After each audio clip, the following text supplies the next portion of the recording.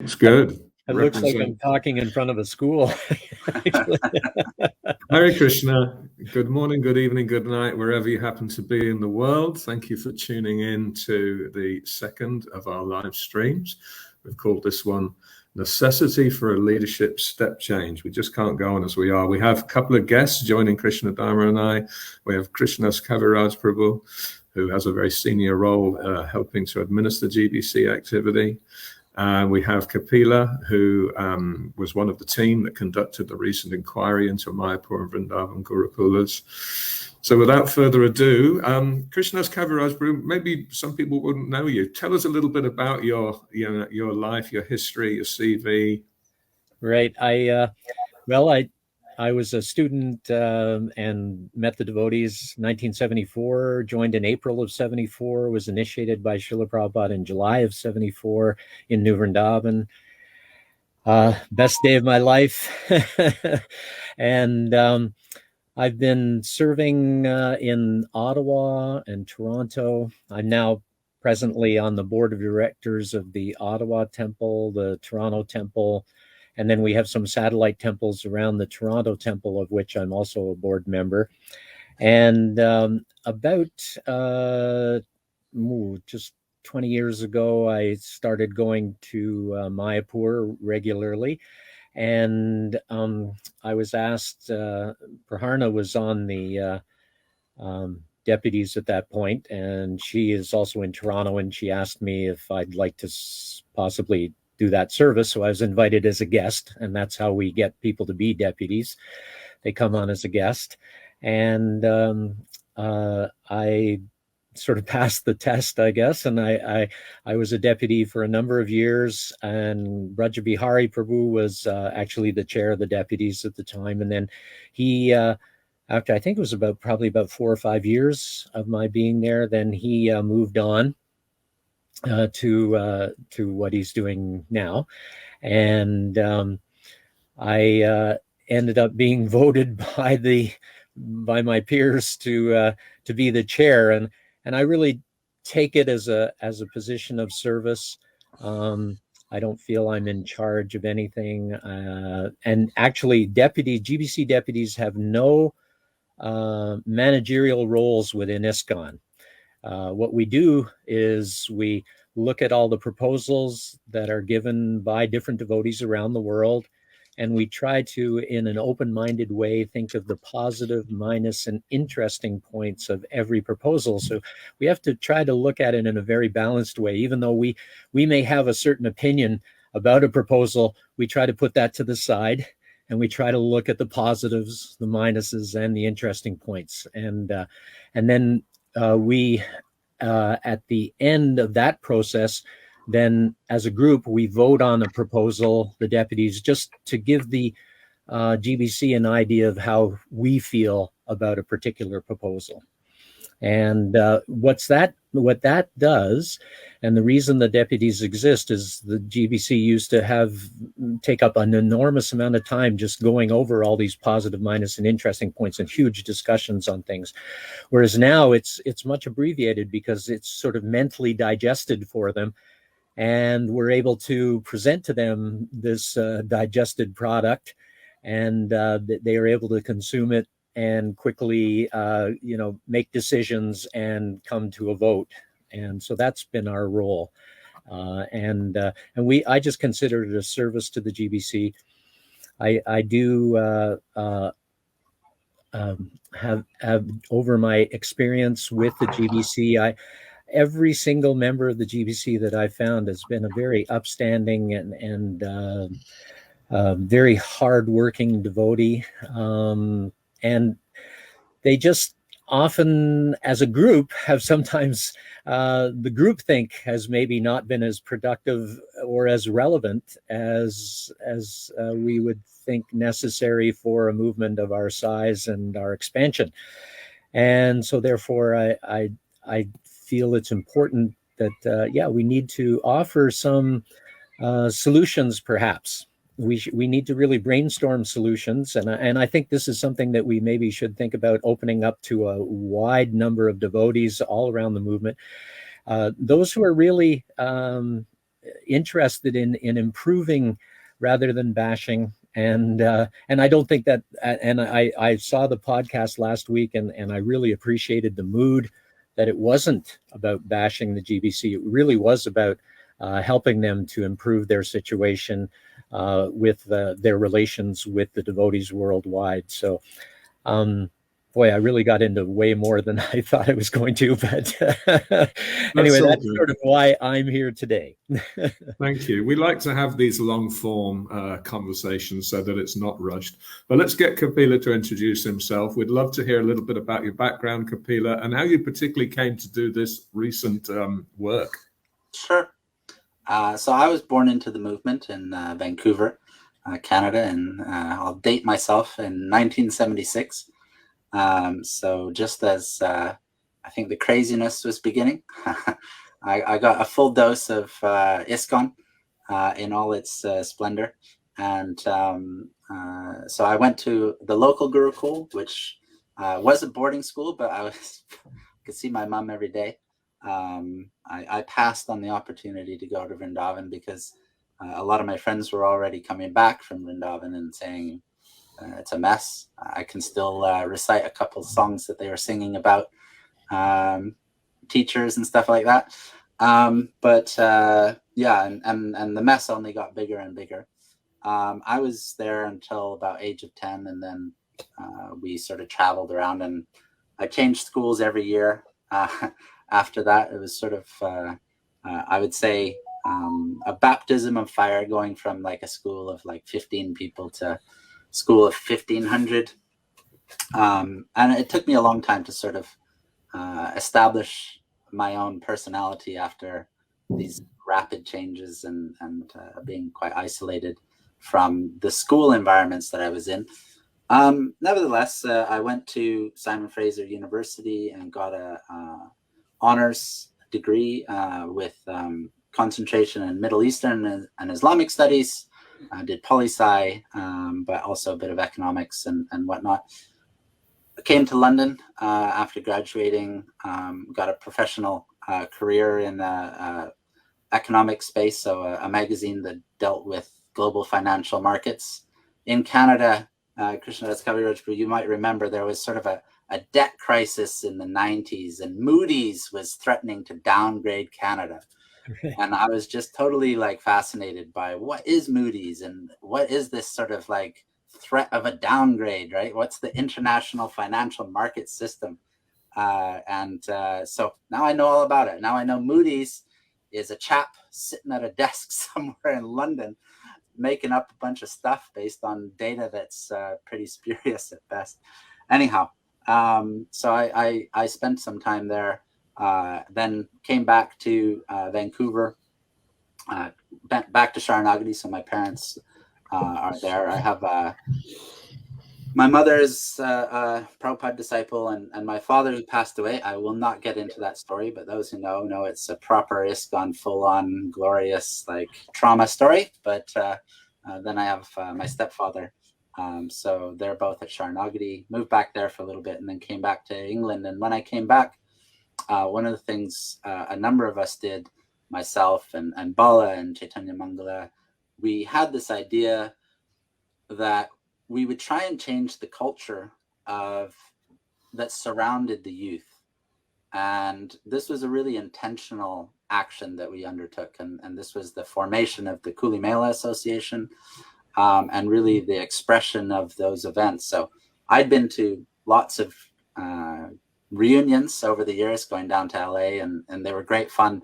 But really the mood about them was very much that we as Gurukulis are victims.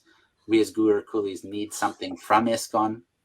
And that there was a lot of sort of, I wouldn't say there was a mixture of kind of anger, frustration, but also need.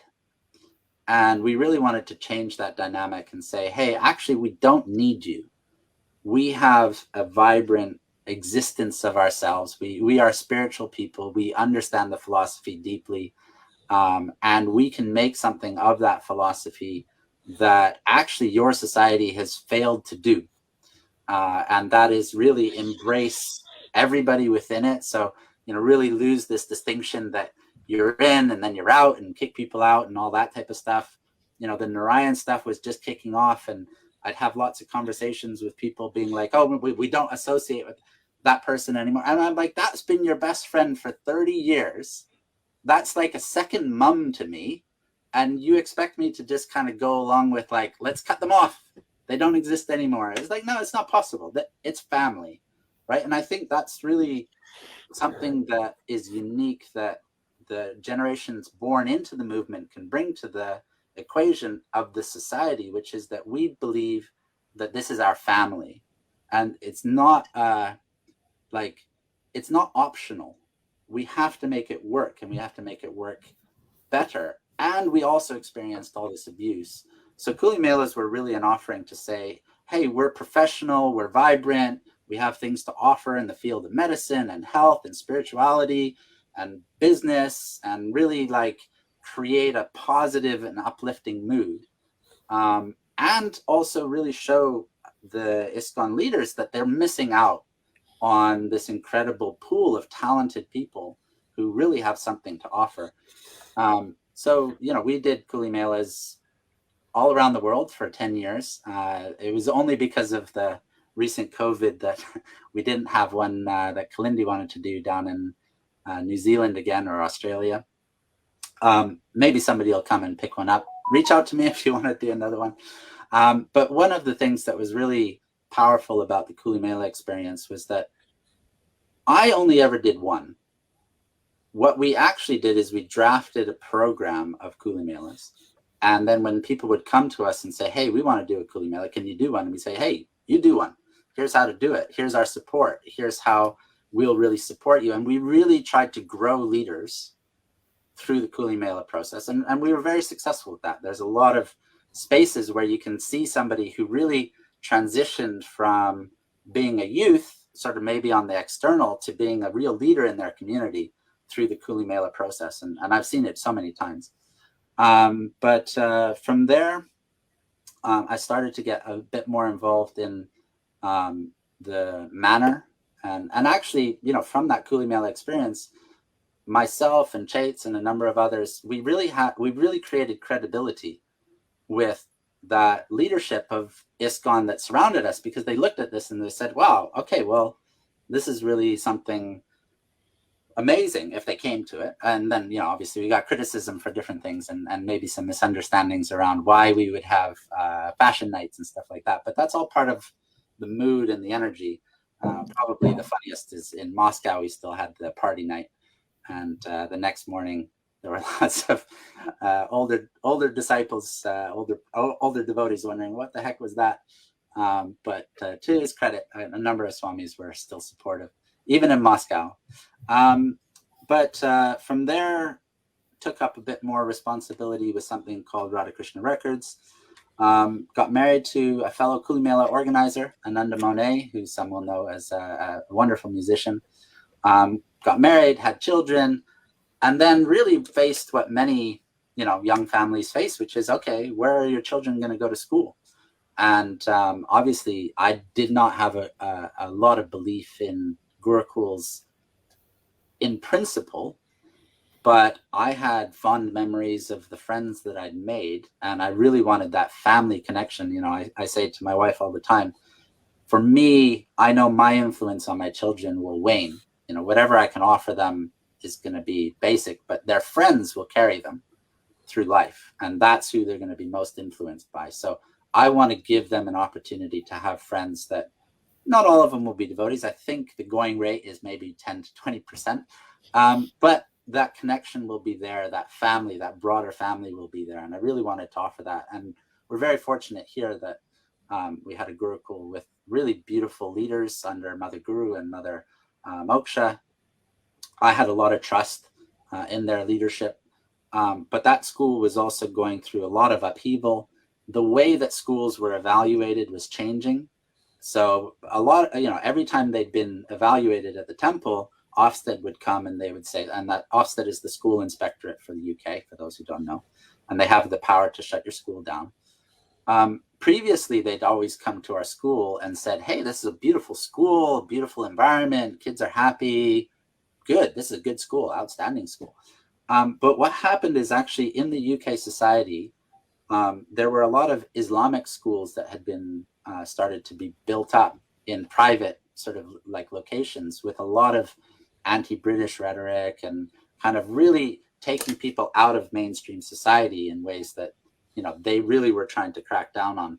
So the idea of these sort of independent, softly managed faith schools really became, let's say, something suspicious, and Ofsted really tightened up its rules, and they started to apply the regulations and expectations of large schools on small schools, right? So that pressure then came down, and the school, you know, there was some fault in the fire alarm system and process, and they got knocked, right? And they were poor. And at the same time, the temple was really starting to see that, you know, we have a massive liability with the school. So they wanted to, and they were building the Haveli, and this all came to a head. So the temple management was much more wary and suspicious of managing a school and the risks associated with it. They wanted to move the school off-site, and that raised a lot of parents' suspicions about why do they want to move us? We've been really a part of the community in the temple for 30 years. And also Ofsted was saying, hey, you're inadequate, you're poor. So we ended up, well, I kind of ended up getting involved because my child was there, like she was 2 years in. And I could kind of see that the temple wasn't unreasonable in what they were trying to do. And the parents weren't unreasonable in their suspicions and their concerns.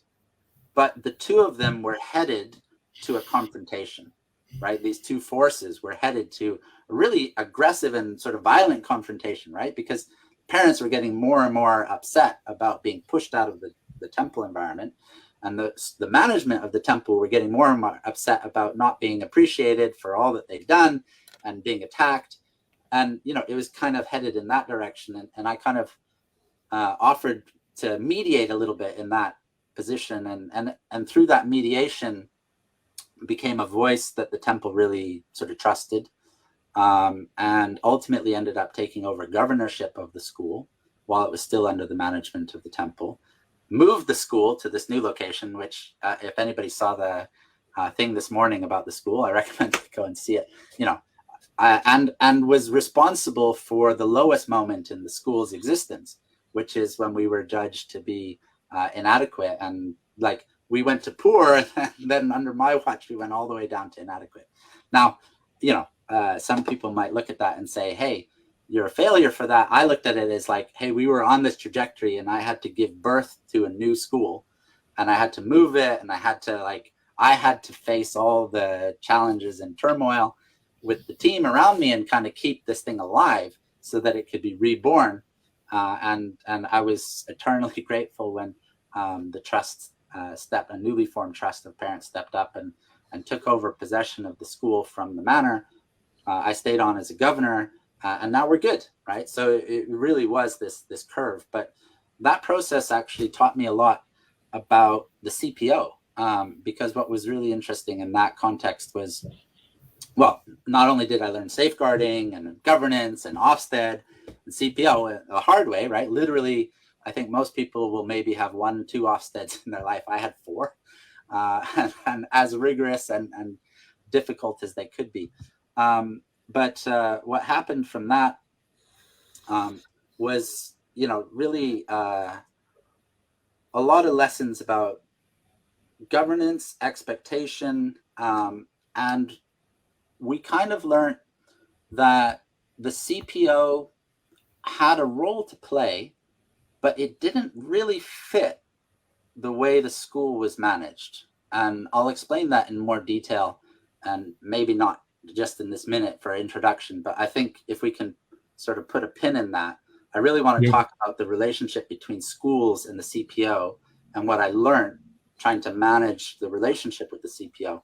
But nonetheless, you know, I, as the governor, had the final accountability, as the chair of governors, rather, I had the final accountability for the management and the safeguarding in that school, and its legal and personal responsibility that I could not delegate, you know, and that's an important point. and we should come back to it. From there, got involved with a number of other things, and now I'm part of the Temple Council at the Manor, which is a body that helps make decisions at the Manor, and do lots of other things.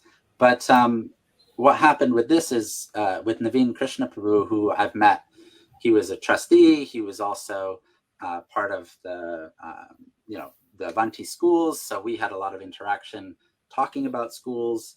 And I do a number of different projects on the music side with John V. Harrison and Mantra Roots and all this other fun stuff. But what happened there was I saw the letter from him, and I kind of pinged him and said, hey, let me know if there's anything, you kind of have any questions, because, we have a lot more experience in dealing with the GBC with these kind of things than your inquiry will have. You have all this experience in school and education and managing massive school system, right? But we kind of know the GBC.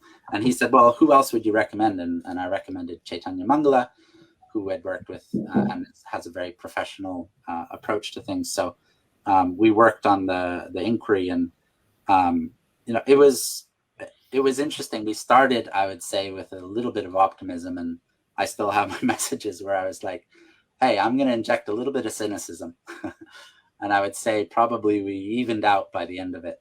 And even up until the last minute, I wasn't sure that the GBC would publish the inquiry in full. I thought, it'll be kind of parked somewhere, put in a bookcase. They'll try and modify, and to their credit, we kind of said, hey, this is a condition of entering phase 2, and they took their time to think about it, but ultimately they did publish it in full, and I really appreciate it. I felt like that was a real step forward. So that's sort of my story and path. Thanks, Cap. And maybe Krishna Dharma and I can do a little bit of scene setting and then get right into today's discussion. Krishna Dharma, any points you'd like to make before we launch into full-on interview mode? No, I'm good. I don't think I need to introduce myself. I mean, they can see the previous one where I gave a brief intro.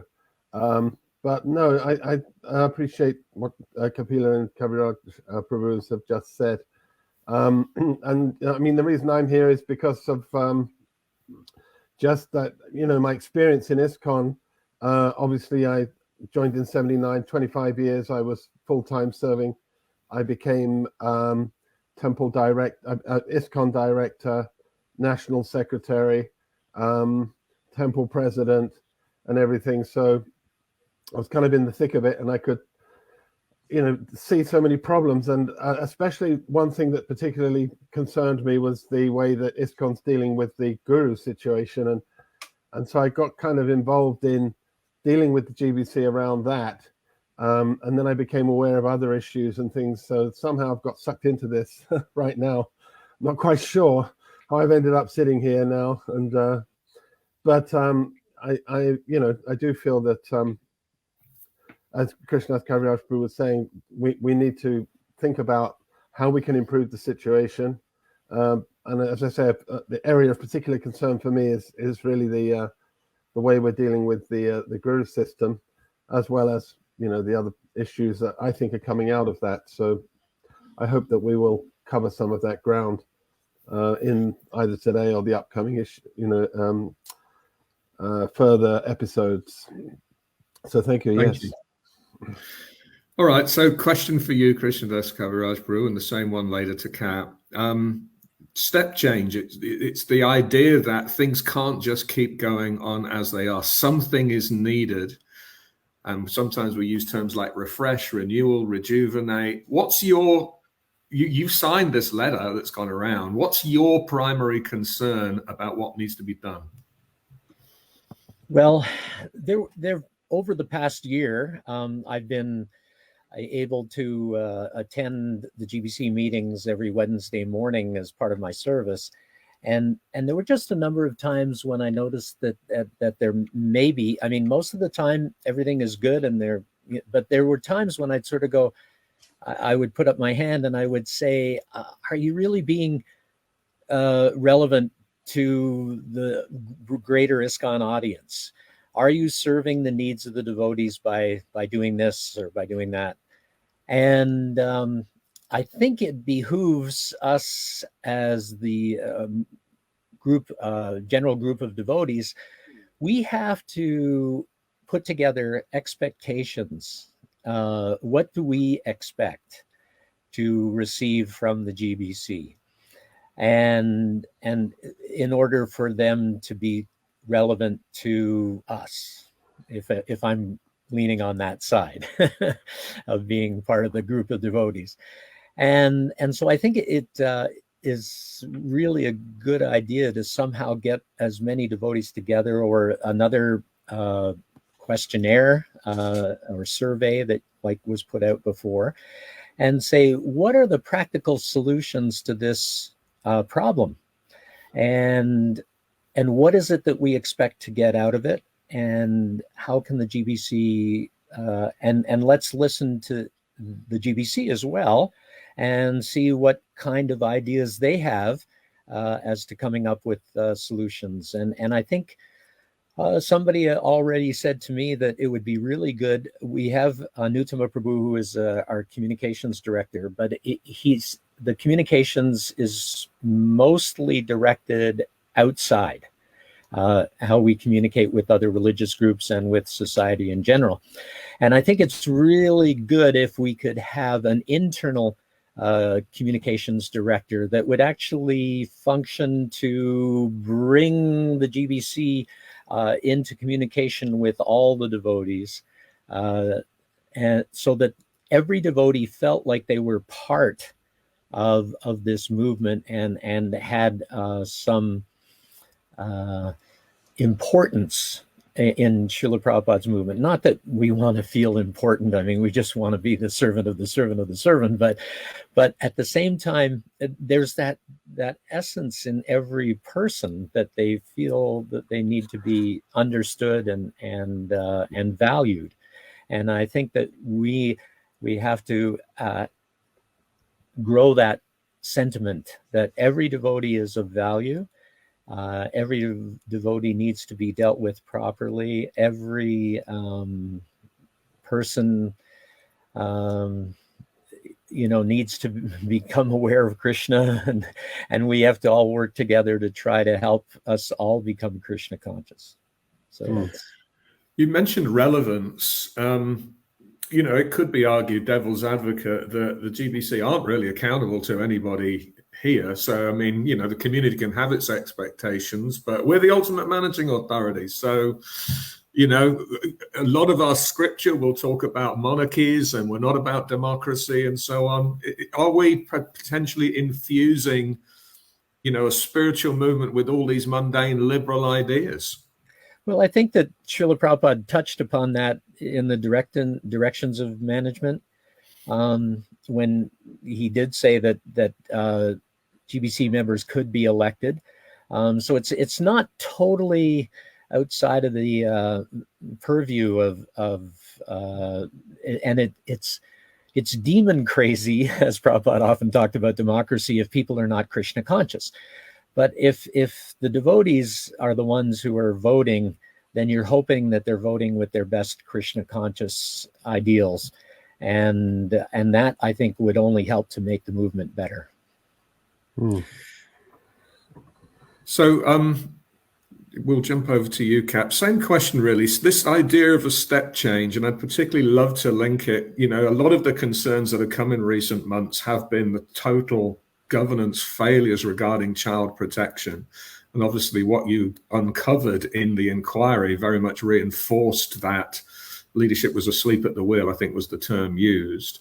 What sort of a step change are you calling for, or is the inquiry calling for? What does that actually look like? Yeah, so let me just make one super important caveat, right? Everything I'm going to talk about is my personal perspective.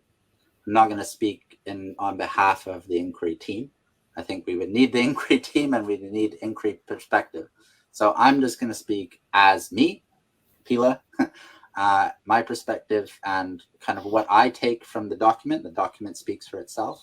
what I take from the document, and what I'll take into the document. So, I think Krishnadas Kaviraj Prabhu made an interesting thing about expectations around the GBC.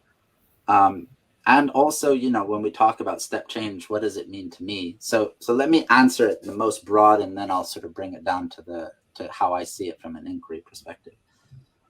At the most broad, I think we have a broken culture. And I don't think we have a broken GBC. I don't think we have broken devotees. I think lots of wonderful individuals, lots of wonderful temples. We have a really broken culture. And that's much harder to fix than fixing a few leaders here and there, right?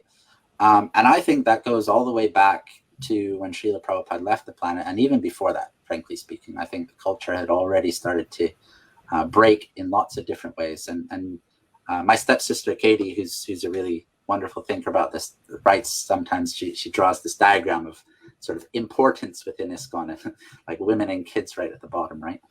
Now, I don't see that in Srila Prabhupada's writings. I certainly don't see that in his intention, but certainly in the practice of the movement, that's true, and it was true. And I think we're barely trying to recover from that. And that's just one element of a broken culture. I think there's lots of other elements of broken culture. So when I see a step change for leadership, I see a step change requirement for our culture to change, our expectation of leadership to change. Now, leadership obviously has a place and a space to play, and a place to in the change of culture. But do I think it's a dependency on leadership? And it's a real puzzling question. Like, does the society create its leaders, or does the leadership create the society? And we're a good example that it's both. It goes both directions.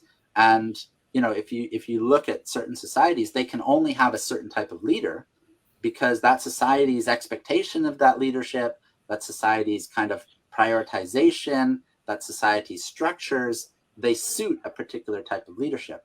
And I think when I look at the GBC and I look at the history of the GBC, we come out of Srila Prabhupada being really a really powerful and speedy decision maker within the society. No questions of his relevance, no questions of his authority. Where there were questions of his authority at certain points in time, it was very quick for him to reassert authority, right? Then what did we have, right? Then we had literally these 10 gurus who took on that same mantle and created a GBC that was really domains and sort of a political bartering. I studied politics and history, right? So it looked like the League of Nations, right? And the problem with the League of Nations, obviously, was that you had concentrated power in a number of countries, right? And it wasn't really a broad spectrum of people, and it wasn't giving a voice to all the different communities. Now, I would say for me, the GBC really reflects and represents the UN, right? And it's full of committees, and it's full of things that take their time. And there's some value in that. But if you really want change and you want something to move quickly, you do not go to the UN and you do not go to the GBC. It's not possible functionally. What happened after those 10, there was a revolution against them. Where did that revolution come from? Well, it came from temple presidents started saying, hey, we've had enough of you, and then diluting the GBC, right? So we purposely diluted the GBC, we weakened the GBC, and now we're sort of in this interesting sticky point, which is we kind of want more leadership from the GBC, but do we really? Do we really want to empower them? Do we really want to give them the kind of leadership that they maybe had before? Probably not. And I think that actually we really just want leadership at our local level to be really empowered, and we really want them to set the agenda for the culture, the expectations. And the one power that I think the GBC actually does have is to say who's in and who's out, right? There is this power of kind of excommunication, and that's about it. Like if you actually look at it, the budget is not huge, the remit is not huge, the actual managerial capacity that is there is not huge, right? Like it's all really tiny. The baseline is that most of these things happen on the ground in these projects. And what they're not doing, in my view, as well as they could, is really set solid expectations of what it means to be in and out. And obviously, they could turn to me and say, hey, well, you're out. And maybe I don't want them to be able to do that. They couldn't, because I'm born into the movement, right? And as I said, it's family. But At the same time, I think it would be legitimate if I did something wrong that for them to say, hey, no, that doesn't represent what our society is. But for me, the step change is really inside of the culture of the Hare Krishnas. That's the thing that I'm most passionate about. That's the thing that I feel most frustrated by. And the step change for me is really to make that happen there.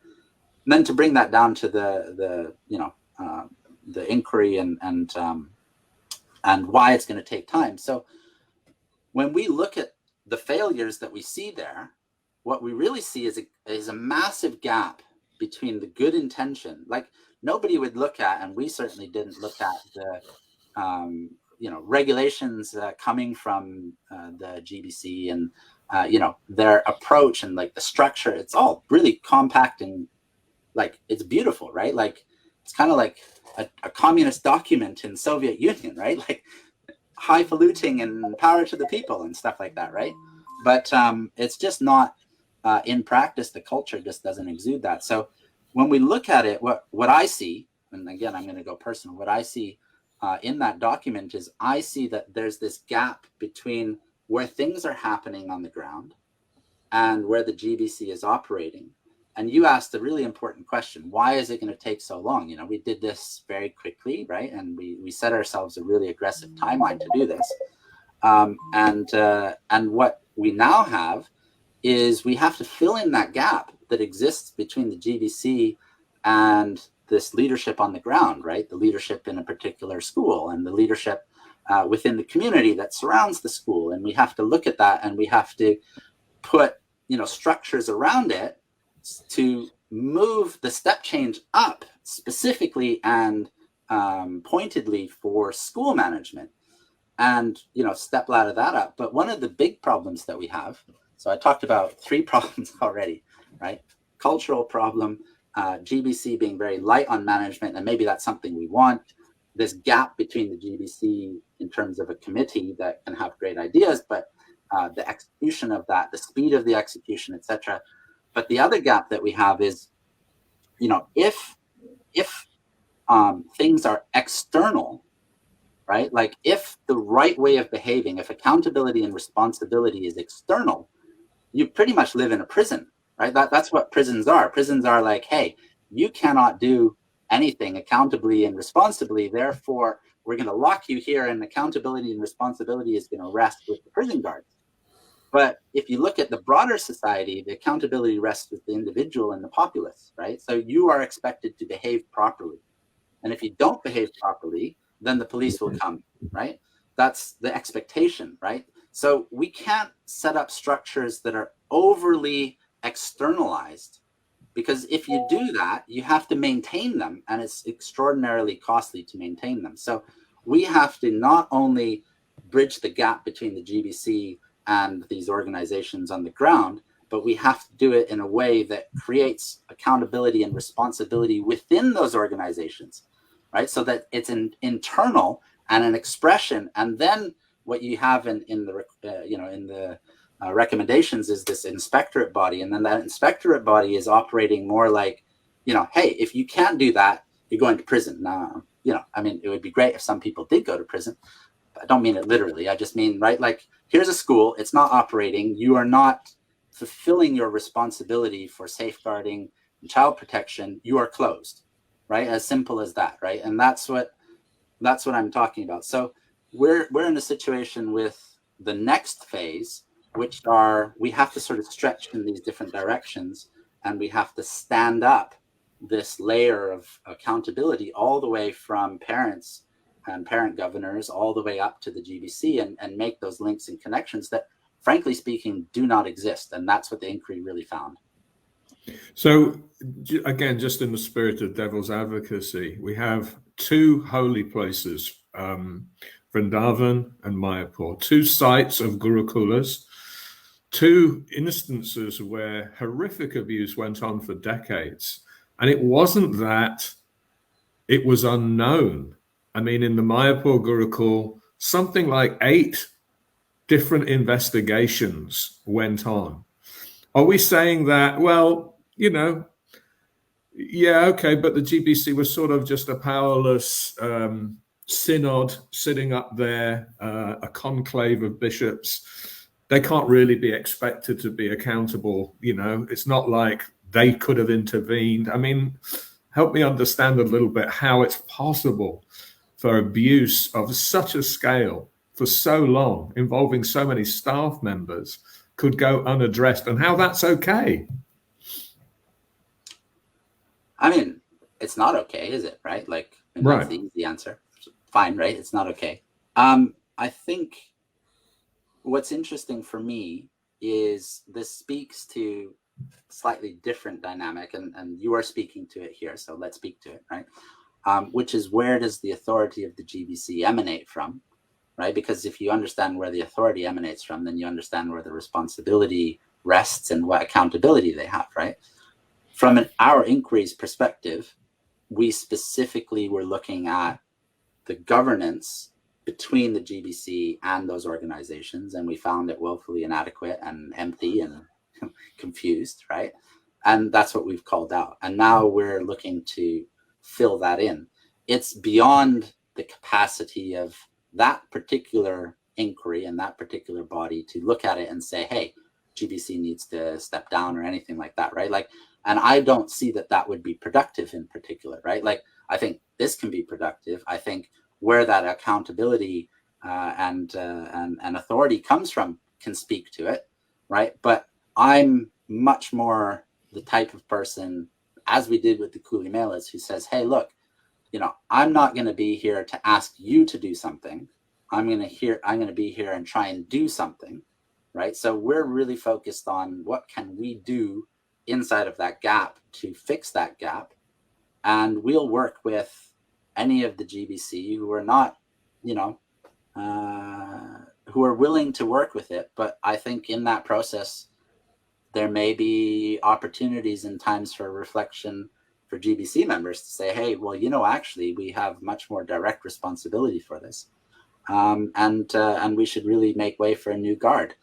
I don't think that would be a bad thing, but it's not my position. And I don't see a mechanism in the context of ISKCON where that is my position. And that speaks to a massive problem. But I'm not going to try and answer it, because I'm going to try and answer the specific problem that we can answer, if you see what I mean, that we do have a remit for and we do have power around. In the last session, we sort of ended, Krishna Dharma Prabhu, you mentioned the organization and intelligence conversation with Giriraj Swami. And definitely, I think I relayed, never attribute to evil what could be explained by stupidity. I forget who said it, but this idea, let's not misdiagnose necessarily that we're dealing with bad actors, but there is a question about, whether we're dealing with incompetence on a catastrophic scale, that we're talking about skills that are lacking around governance that are causing potentially genuine harm. Krishna, I don't know if you want to say more on that, otherwise we might load another question for Krishnadas Kaviraj Prabhu. Just a couple of brief points. I mean, I like Krishnadas Kaviraj's point. I understood you to be saying that you detect a disconnect, with the GBC when they get together. Like, as individuals, you find they're all upstanding and, hardworking devotees who, are doing their best to please Prabhupada. But when they get together, a kind of collective dynamic overcomes them, and then you often find yourself standing up and saying, hang on a second, I mean, where are we going with this? Is this relevant? Are we really kind of connecting with the concerns of the devotees? And you're saying that you'd like to see something done about that, like better communications established, especially an internal communications officer, perhaps, who would be, reaching out to the internal audience, not just the external, because we're very much focused on the external, always trying to make more devotees and build our numbers and everything, but we're not really cultivating, nurturing, and boiling the milk, as Prabhupada put it, with our own people, and making them feel like they matter, because everyone matters at the end of the day. So I really thought that was some wonderful points you're making there. And also Kapila Prabhu's point about the broken culture, that I think is also key. To me, the culture is broken, and the key thing, I think, that where the GBC could be improving is making a better connection with Prabhupada.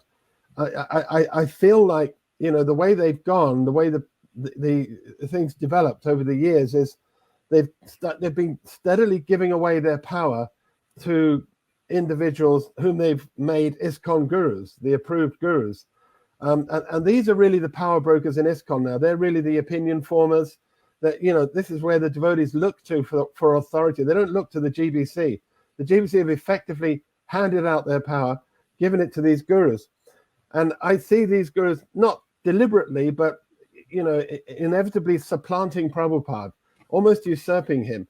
And Prabhupada's going more into the background. And I think this is where the movement is starting to crumble, and where the culture really needs to be mended. And if we look at the instructions that Prabhupada gave for the GBC, he repeatedly emphasized, your first job is to ensure that all the devotees in your zone are regularly studying my books, are discussing them, understanding them from different lights of view. And if they do that, that will be their austerity, that will be, you know, that will give them the strength, and everything will flow from that. And I think he once said that management, you know, the preaching, if you have your preaching, then management will follow like a shadow, you know, if you've got good preaching. So I think the GBC should be much more focused really on this, on how can we make Prabhupada much more central to the devotees' lives. And I take, you know, Krishnadas Kaviraj's point, but I think it's more than just having a communications officer. I think they should be going out. Prabhupada wanted them to travel, to go around, to make themselves available, to be like teachers, trainers, coaches, inspiring, bringing out the spontaneous mood of surrender and spontaneous mood of service, because after all, we're a voluntary movement. No one has to be here.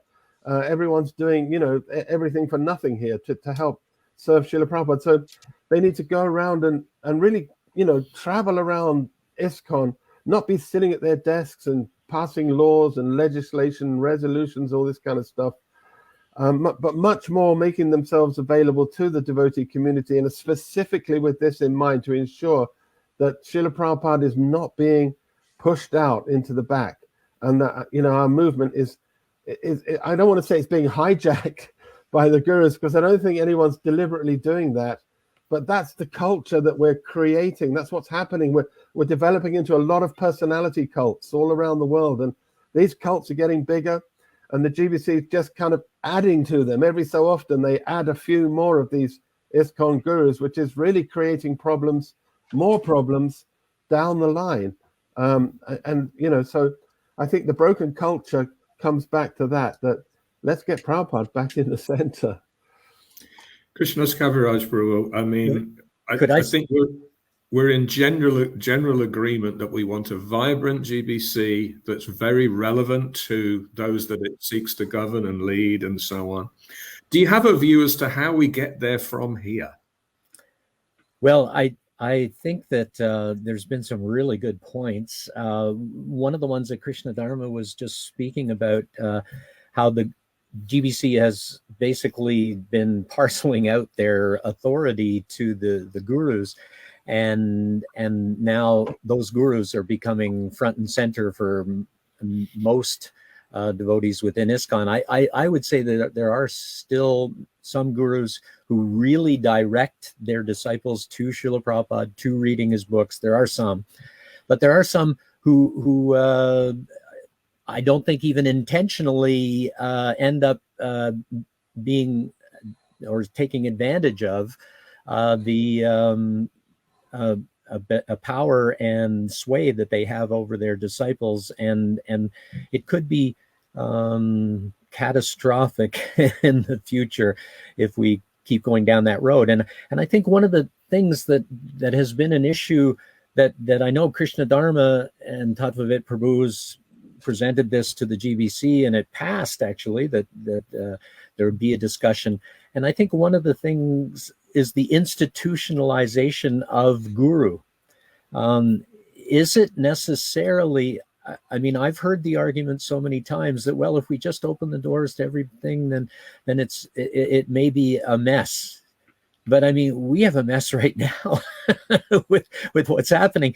And because it's institutionalized, then everybody's looking at the GBC to decide on different issues about gurus.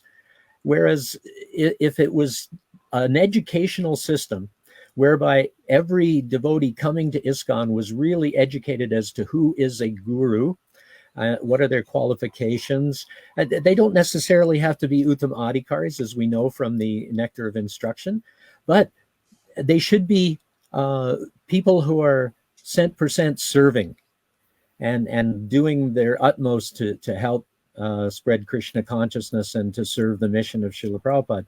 So if we were educating people like that, then they might not, they would be able to make the proper choice without necessarily having that institutional stamp on different people. And so I think that's an important thing. And Kapila Prabhu was talking about the culture of ISKCON, and I think very early on, I didn't have children at the time, but when I, was seeing the videos of the kids in behind the fences in Dallas and things like that, it was, I kind of just felt that perhaps the parents had abdicated their duty, to bring up their children. And they just sort of passed it off to somebody else, and they really kind of forgot about their children, and they weren't involved in the system, in the educational system. And I think that the reason that there is some accountability within the Karmi system, I mean, it's it is a slaughterhouse, but they protect their children in a lot of ways because the parents are involved, and I think the problem with the Gurukuls was that, innocently, perhaps very trustingly, the parents just gave their children to the Gurukul and just said, okay, they're there for you to take care of, and I don't need to see them until it's holiday time. and I think that has led to a lot of problems in the system. And I think that ministers of education in the Western world, well, I know in Canada, and probably the same in the UK, that they're elected and they have all these systems whereby, and because of the vote, and then because of the responsibilities that are passed down to school boards and everything else, then there's an involvement by the parents in their child's education. And because of that, there is a robust system for education, even though it may be the wrong education. But if we could have that kind of involvement, and I think, Kapila, probably the school that you have now in England is that kind of a system. And I think that we just need to see more of that within ISKCON. So one point that's kind of coming through loud and clear is design versus sort of just organic drift. Direction of Management was clearly a design paper written by Srila Prabhupada. It was perhaps an early prototype. Krishnadharma and I have read a compilation in the last couple of days by Harishori Prabhu, who argued, well, here's how the GBC potentially moved away from some of those stipulations, particularly term limits and voting. Although it would be fair to say, apart from some resolution in 1975, there was no official, we've abandoned DOM. We've abandoned that. It's no longer pertinent. It's the paper from which the GBC derives its very establishment and authority in the first instance. So, did the GBC choose to become more and more powerless, or was that drift, an overreaction possibly to excesses of power wielding in the 80s and 70s and so on? I mean, one thing I would point out, and I think Kat mentioned something along these lines, that, there's a lot of decent policies there.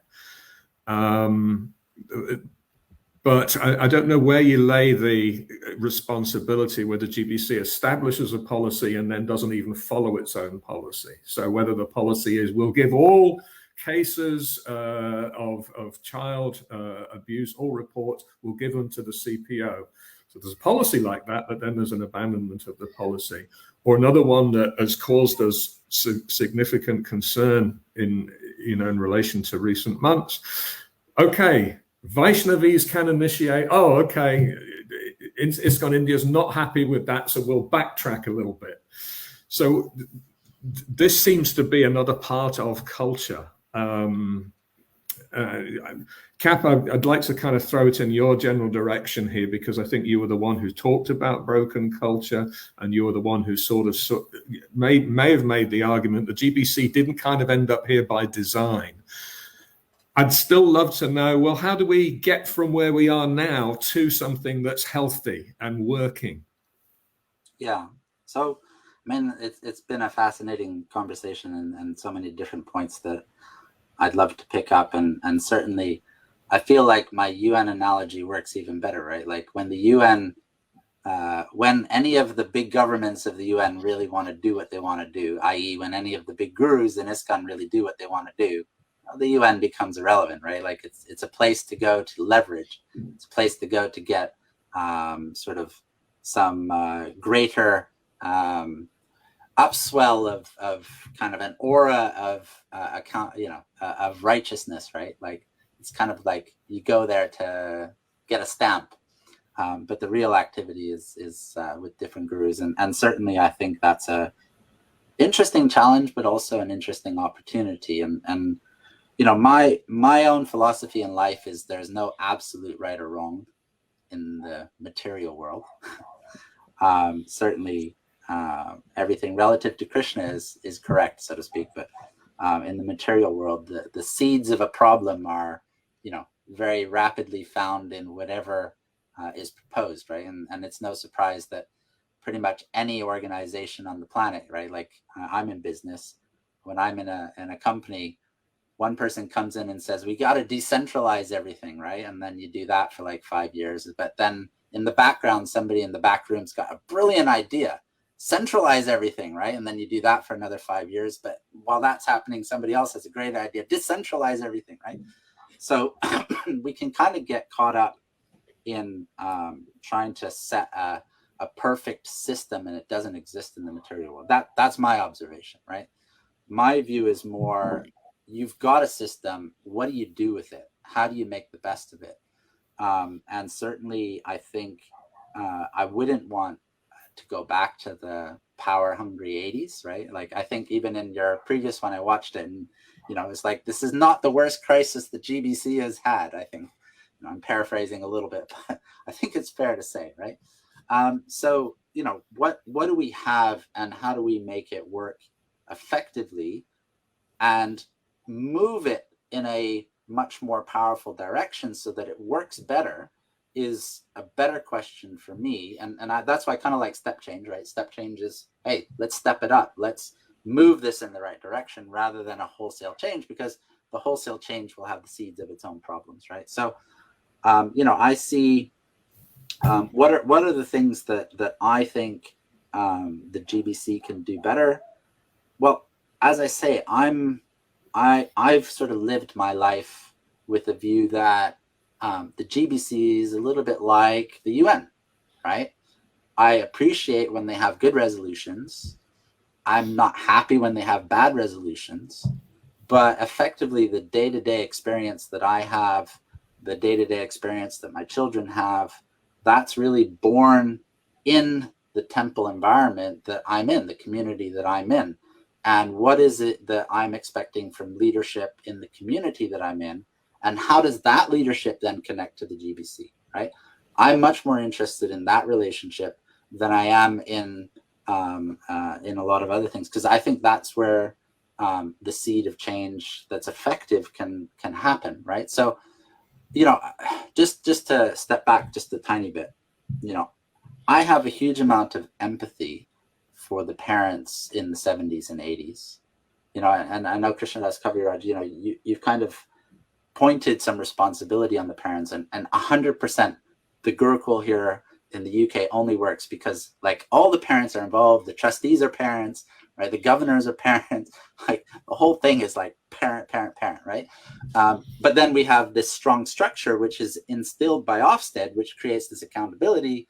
And then, you know, like if that external force wasn't there, we wouldn't have that because we would get lazy about it, right? Like we would let it slip.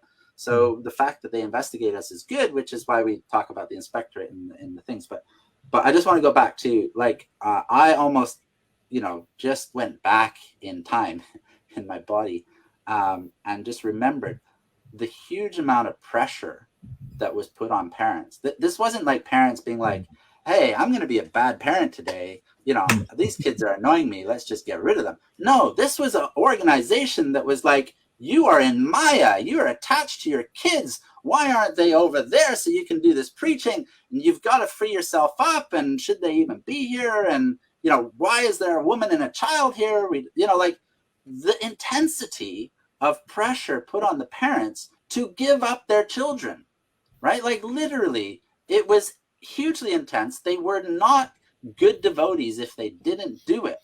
And they wanted to be really good devotees. Like that was their dream. That they sacrificed everything to be good devotees. And then the management were coming and saying, hey, to be a good devotee, this is what you need to do. And then people who didn't do that were ridiculed or castigated, right? And we see that kind of social pressure all over the place. So I have a huge amount of empathy for the parents who did that. It doesn't mean they don't have a responsibility, but I don't think at all that it was trivially done, right? At all. So I really want to be gentle with the parents, right? And yet still say, hey, we know that when parents are not involved in the education of their children, that there's a problem. But equally, it's and this just goes back to my point, right? The seed of every problem is in like the solution that's proposed. So equally, the amount of abuse that happens inside the home, statistically, is greater than the abuse that you'll find in the schools. Now, we probably broke the mold in our schools, in our gurukuls, right? We probably broke that statistic, but in general, that statistic is true. So one of the most important things that schools do is they're actually looking for children who are at risk, right? So part of what we're doing in our school system is we're training teachers and parents, no problem, teachers and the head teacher and the governance to look out for children who are at risk.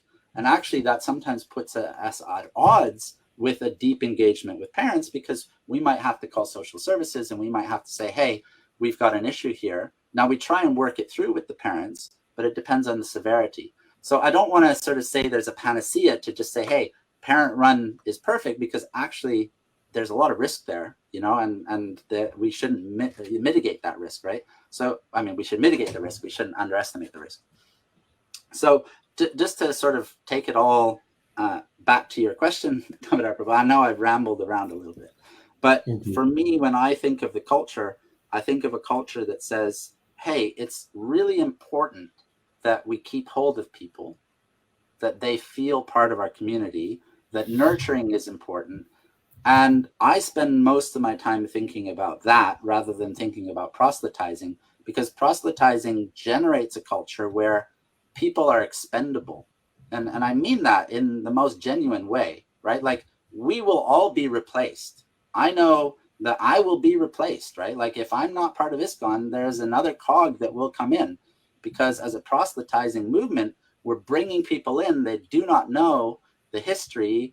And, you know, I kind of look at it like growing up. I've had some friends, again, who are really optimistic, right? And kumbaya. And, you know, Chait's and I have been like alone in the wilderness because we succeeded with the Kuli Melas in creating a positive vibe, right? And then we succeeded in saying, hey, there's a good relationship you can have with gurus. And then like 8 years later, we looked around and said, hey, what the heck just happened? Now everybody's just totally connected to gurus. All the youth are like, gurus are great. There's no risks anywhere. And now there's a real like fracturing of faith, because suddenly it's like, oh, wait a second, that abuse stuff still happens. Like, and we've sort of been like in the wild sort of saying, hey, don't forget, don't put all your faith in the system. Don't put all your faith in like the guru structure in and of itself. You have to own the philosophy for yourself as well. You have to own your Krishna consciousness for yourself. So, I think gurus are amazing for channeling, inspiring, and getting things done, right? And I don't think the GBC, with all the will in the world, Krishna Dharma Prabhu, I wish it could manifest in the way that you pictured. I don't see it, right? Like, I don't see that they're going to be able to do that kind of day-to-day motivation for people to gather en masse and get things done. And the gurus can do that. When I talk about a broken culture, I talk about the expectations that we as a society have for leaders, the expectations that we as a society have for ourselves, the expectations that we as a society have for what we are trying to achieve, right? And mostly when I talk to people, what we're trying to achieve is creating new devotees, right? Like this sense of nurturing the people that we have. It's kind of like it's spoken about in passing. There's lots that you can connect to, but in practice, what is it that we do that helps nurture the people that we have from 2 years old to 80 years old, right? And until we really focus our energies internally, we're not going to fix the culture because we're not holding accountability for the people that we have. But the problem is, where's the money in that, right? Like, you follow the trail of the money. And I've had this conversation many times because the Gurukuls always need money, right? And I look at it and I'm like, we can raise 5 million pounds for a cow shed in a barn, right? Like, literally, I could do that tomorrow really easily. And so then all your energy and your focus goes there. I could barely raise 20 grand for the Gurukul, right? Because people aren't interested in raising other people's kids, right? And I can give you lots of different permutations of that, right? But it's just the fact, right? So where is the money? And then you have to say, okay, well, where do you focus your attention? If you're focused your attention on getting the money, then you're going to do the things that get you the money. And then you start to understand why people do the things that they do, right? So we're incentivized, we're motivated, and we're empowered for the things that generate success. The way that ISKCON identifies success, and the way that ISKCON identifies success is power and prestige and money, right? That's how we identify success. We don't say, hey, we're really failing as a society if only 10% of the people who are born into this movement can even stand it, right? And I think it's, I reckon about 10 years ago, I sort of just did a quick napkin summary and sort of said, hey, I think about 20% of my peers have stayed somewhat associated with the movement.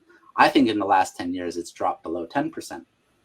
And I even started to ask questions of some other organizations that have youth.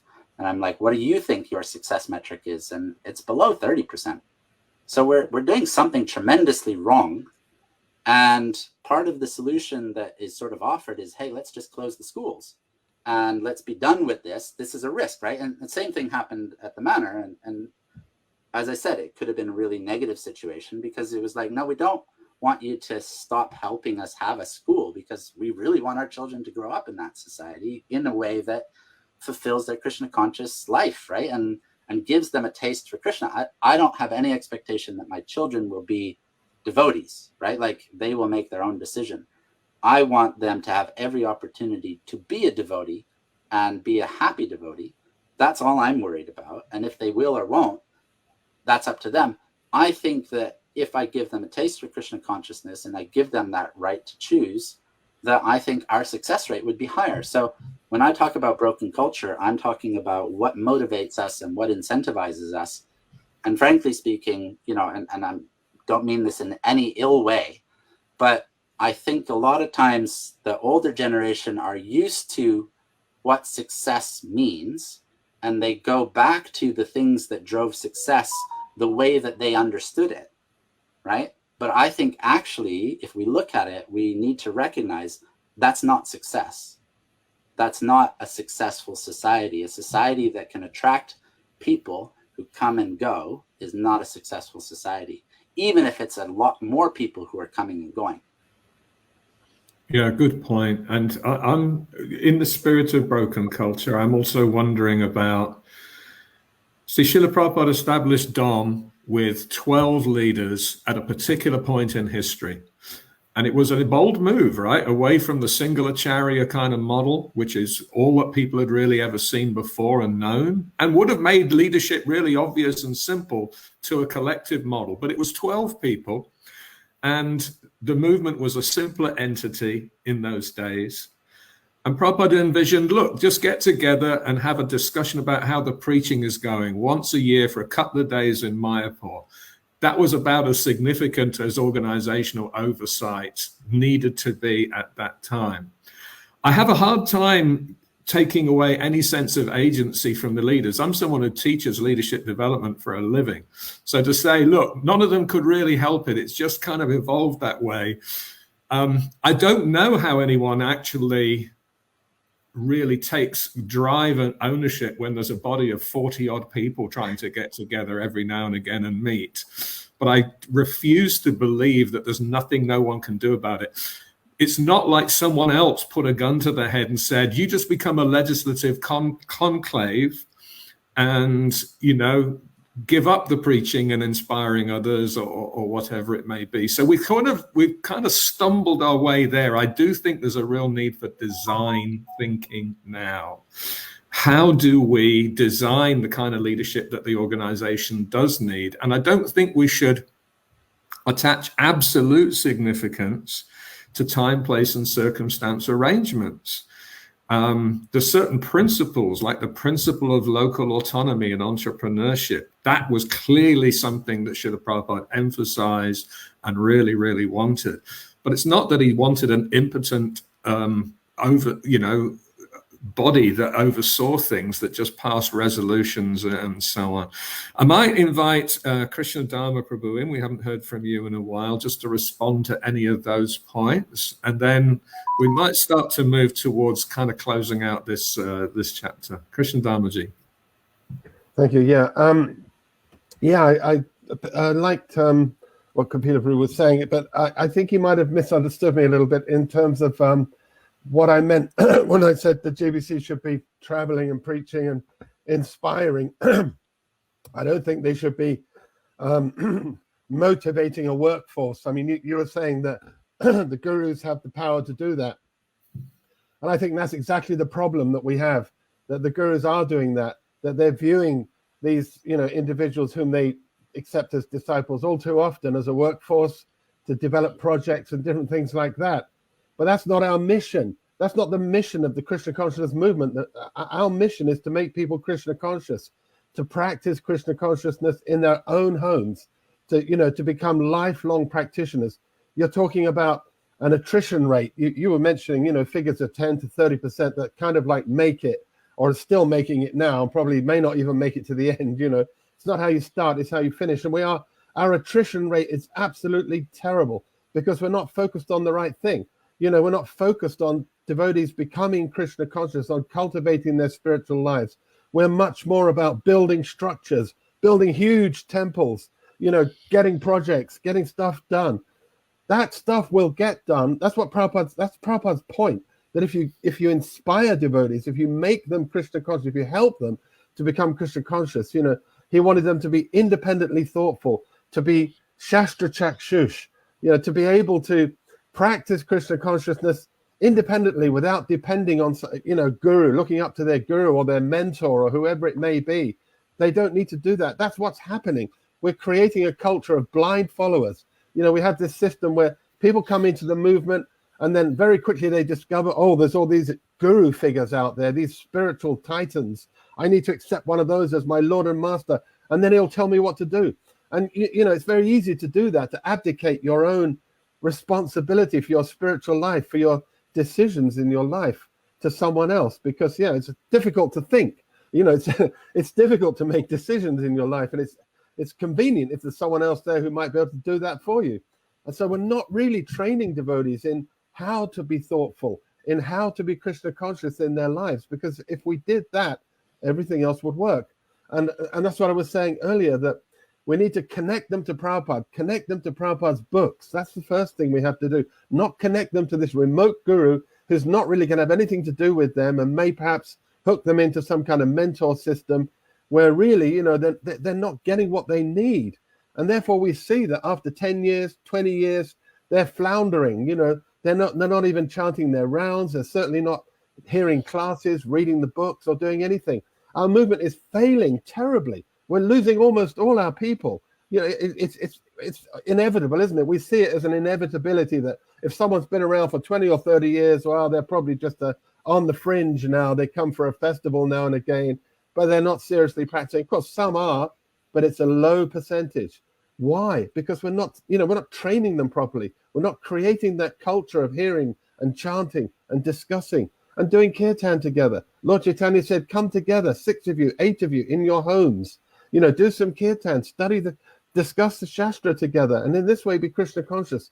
Prabhupada says that's our mission in the CC, in the verse Amara Gaya Guru 7128 in the Madhya Lila. That people say, do I have to join a temple and this and that? But Prabhupada said, this is not our mission.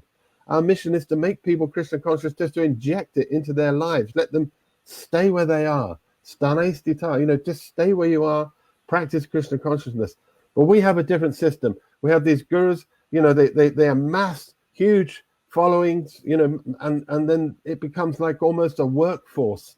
I hate to say it. And they're not really focused on trying to make these devotees Krishna conscious, thoughtful, independent, and capable of a lifetime of Krishna consciousness. So, I'm not thinking that the GBC should take over from gurus, because I don't like what's going on with the gurus anyway. I'm saying that they should be going out there and getting devotees, trained up in how to take shelter of Prabhupada, how to really become, in their own lives, Krishna conscious, inspired. And when they're inspired, they'll do so many things. You won't have to use fear and intimidation, hierarchical power, seniority, in that kind of thing. That we do that now.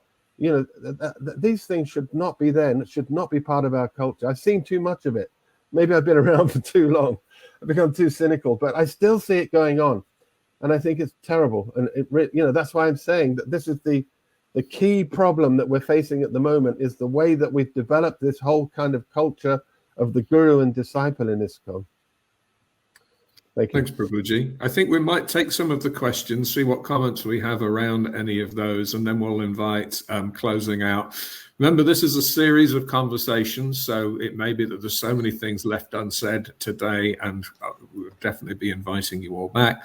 Okay, so one devotee here saying, they absolutely feel a part of things, but, the GBC is probably more of a disincentive to remain involved, or something like that. I did quote this last time. There's a really good book out there about just injecting spirituality into corporate life called Liberating the Corporate Soul. One of the stats in there is that even hard organizational performance, we're talking return to shareholders, 40% of that is human engagement. And 75% of that 40%, in other words, 28%, is all about your relationship with your immediate manager. People join organizations because of organizational missions. They leave because of individual leaders. It does worry me that we don't actually have a lot of building of leadership competence, what to speak of a complex leadership model. Either of you, our guests, Cap or Krishnadas Kaviraj, have a comment on this little reference here? I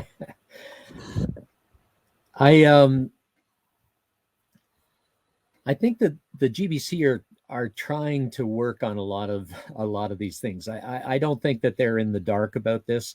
I think that they do realize that they have a problem communicating with the general body of ISKCON devotees, and that they do have a problem of dealing with certain issues. And I think there's two things that I wanted to mention before I am no longer appearing on screen. And I think one of them is this idea that perhaps even this discussion that they're having about Guru Tattva and keeping Vaishnavi Diksha Gurus on hold was done not necessarily bowing to the pressures, but to really, they felt that unity and diversity principle that Srila Prabhupada talked about was so important that to do anything that might endanger that unity might be very contra to what Srila Prabhupada instructed. And so they felt that that was the way they had to go. Unfortunately, I think that they're thinking that if we just keep having discussions, we will eventually come to consensus. And I don't think we'll ever have consensus on that issue. And unity and diversity is actually Srila Prabhupada's message of that there may never be consensus, and yet we still have to remain united. And I think that message is so important. And I think if the GBC really understood that it's not that we have to get consensus, that is not unity and diversity. Unity and diversity really means totally diverse ideas, but still working together. And then there's another one that Kapila sort of touched upon was the sectarian viewpoint of ISKCON, in the sense that you're either in or out, or you're on. Now we even have whether you're liberal or conservative in ISKCON, and there's so many sectarian things that are coming up. And Srila Prabhupada just so often said we are non-sectarian. And I think that it's just a symptom of Kali Yuga that we keep pushing these arguments that my mental view on this particular issue is the way that it should be, and or even as a group, as the GBC, we have a certain mental issue on the way this should be, and so everybody has to follow that. And if you don't, then you're outside of the group, and then it becomes sectarian. And I think we really have to get down to really that Lord Chaitanya just wanted and I say this often, that the chanting of the holy name will spread around the world by Lord Chaitanya's instructions, and not because of ISKCON, but in spite of ISKCON. and I think we can all be part of that spreading of the holy name, and ISKCON may be a part of that. But if we keep going down the road of this sectarianism, then it's just going to end up like every other religion, which Prabhupada really didn't want. So I think those are two very important principles that we have to get a proper understanding of. Thank you, Prabhu. Lots of engagement with this idea of broken culture. There's several comments to that effect, Kapila. You said quite a bit there about the sort of priorities placed on children's development versus other projects and so on. Are there any other elements of broken culture that you feel are pertinent to this discussion? I mean, there's lots that resonate with me from Krishna Dharma Prabhu, and thank you for the clarification a little bit there in terms of your meeting. I mean, I think I'm probably more optimistic than maybe you came across in that moment, but certainly I think part of the broken culture of ISKCON has been this overabundance of obedience towards authority. And you can see that plays out in lots of different manifestations, but it's certainly one of the cultural elements that allows abuse to flourish. And it's certainly one of the things that creates fear and sort of trepidation to speak transparently. So that's another big piece.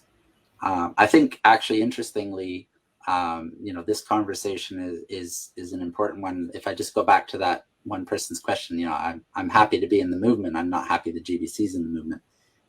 What's interesting, for good or ill, you can live in this movement as if the GBC didn't exist, genuinely speaking, right? So the problem that we're actually facing is that we don't want the GBC to be that unempowered, that they're so distant or so unimportant that they can't make the changes that we see are necessary, right? Like, the whole thing is that we're, the whole piece that's being picked up is people are calling out to the GBC to do something about failures of leadership and abuse, right? So, we want more from the GBC, And so I think we have to, I think, yeah, maybe that's another element of the culture that's a challenge, because, if we feel that it's the responsibility of others or requires others to do things, right, then we feel disempowered. And if I go all the way back to the Kuli Melas, that was us saying, actually, no, we're empowered in and of ourselves. We don't need your money, don't need your support. We'll take it if we have it. And that changed the nature and the dynamics. So, I would encourage people who, want to be in the movement, but don't particularly want the GBC to be in the movement, just to keep picking up on that point. Because they actually know, I both want to be in this movement and I want a really good GBC in this movement, right? And I think, I feel that's the message of this conversation, anyways. But, well, just to follow up, I think I would add that obedience piece to that broken culture. Just to follow that up, what do you think the movement's missing out on for want of strong leadership? Because we could argue it's going on anyway in spite of either ineffectual or even problematic leadership. Do we feel like there is a cost? This is a question to any and all on the call. I think there's a big cost. So I'm actually going to pick up on this female guru conversation for my sins. I actually think if we embraced having more female leaders in our society, we would actually expand in India. I think we would expand greatly in India. I think this idea that, it's not the Indian culture is absurd, right? Like, I mean, Amma has way more followers than ISKCON probably, right? So, I think, just to answer your question, Damodar Prabhu, like, I think leadership does matter, and making hard decisions does matter, and making hard decisions that can feel in the moment like they're difficult can set us on better paths. So leadership matters. What the GBC does matters. Who the GBC are matters. And the challenge is, how do we engage with that? Because there's a lack of an accountability mechanism around the GBC. And we're left in a situation where we can either implore or deplore the GBC, but we can't actually actively engage in a meaningful way that is, let's say, that leads to leadership, right? That doesn't just lead to another committee, right? And I just to tie it all the way back to, why is the inquiry phase 2 going to take longer?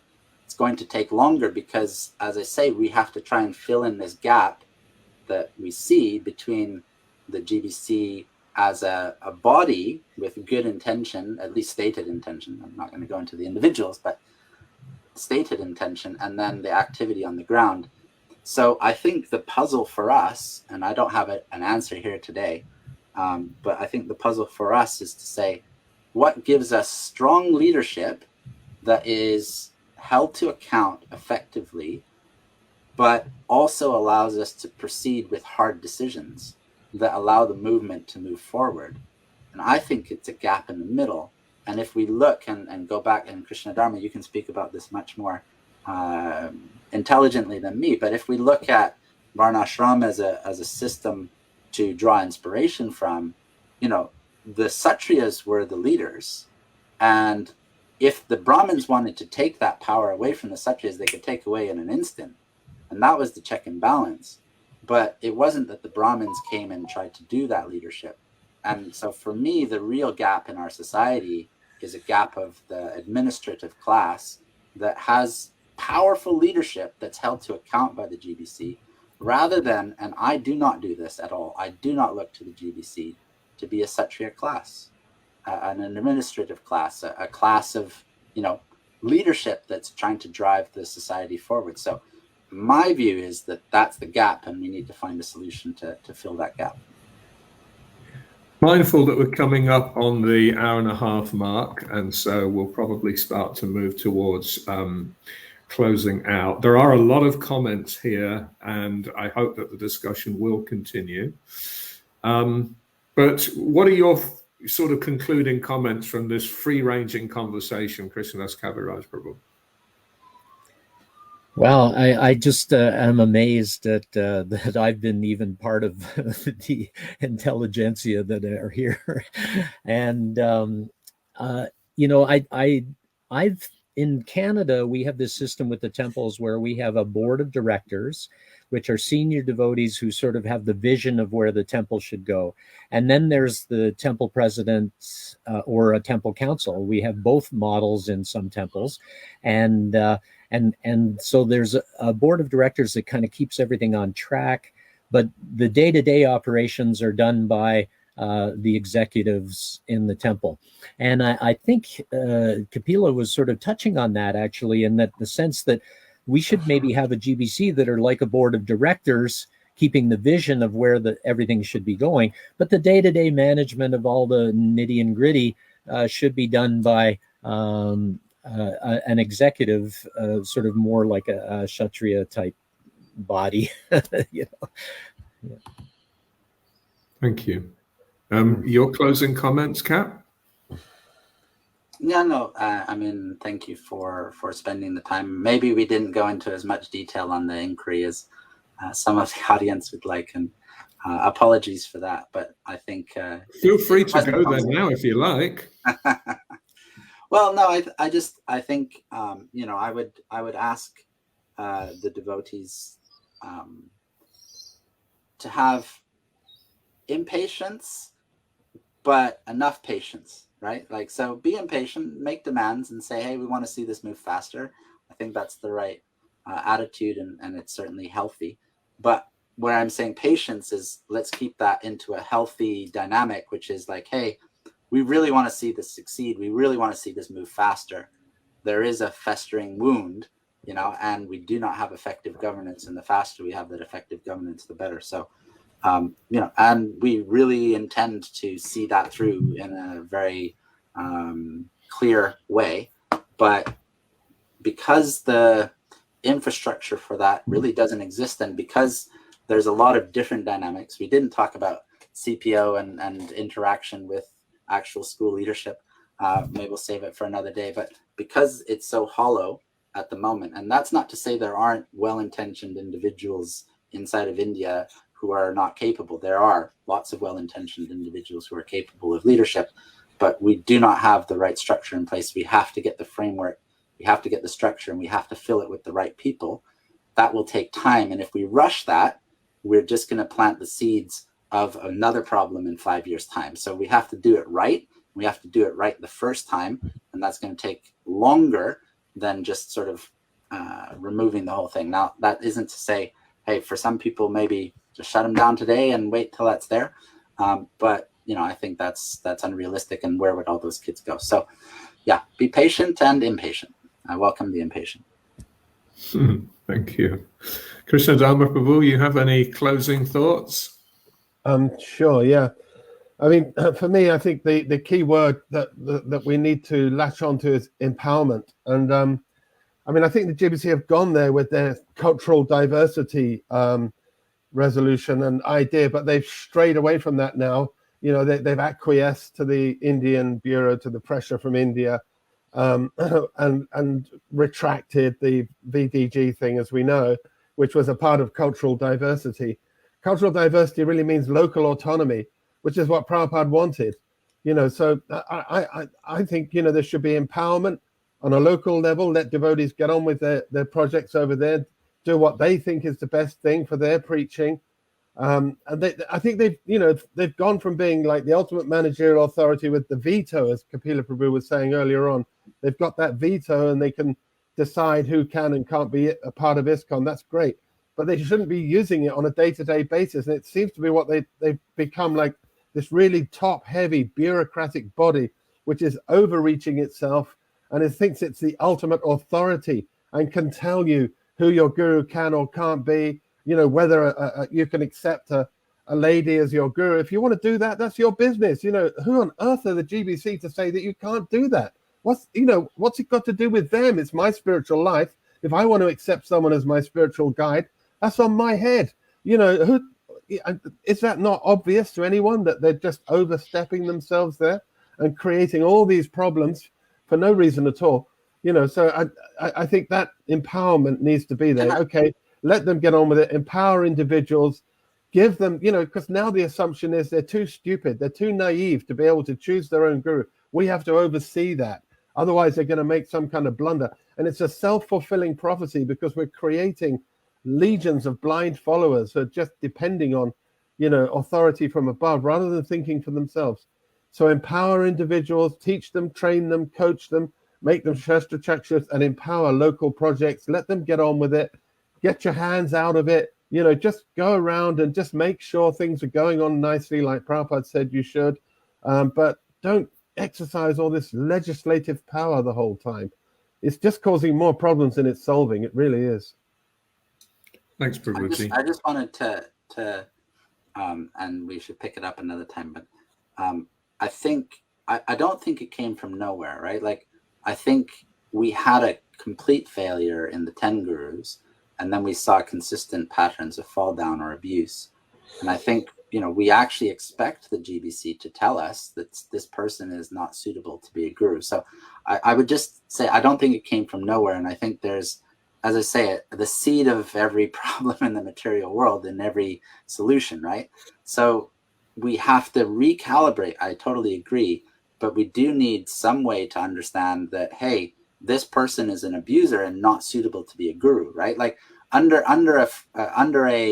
that same principle that I should be able to choose the guru and the spiritual path that I want, you know, we had people in the movement who were abusers, right? And are still gurus. So we have to be careful. We do actually have a higher expectation of the GBC than just to empower the individual to follow their spiritual path. We actually do want. The problem is they created those gurus. You know, those gurus who are abusers. Would you have chosen that person of your own volition if you hadn't been direct? Yeah, I mean, but they were choosing individuals who'd already received the institutional imprimatur. There's lots of people who still choose it today, even though they know, and even though they do not even have the institutional imprimatur, right? So, like, I think we need a little bit more empowerment. Agreed, but we shouldn't pretend that there is no reason for the GBC to start to get into the position of, you know, and the GBC are even careful to sort of say, hey, we don't say who can be a guru, we just say who cannot be a guru, right? Like they try and do that. So I think that's good in certain circumstances, and it's disempowering in others. How do we get that balance right? But I don't think it's quite sort of cut and dried. Actually, what's interesting, we need to have this discussion one day.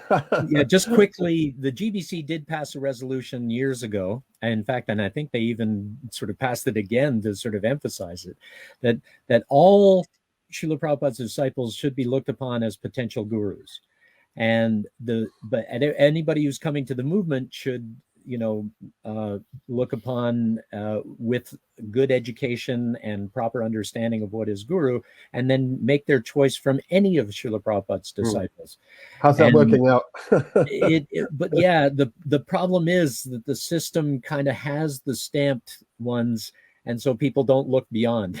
They don't. They just go. And because the stamped ones get all the YouTube channels and the Facebook channels and everything else.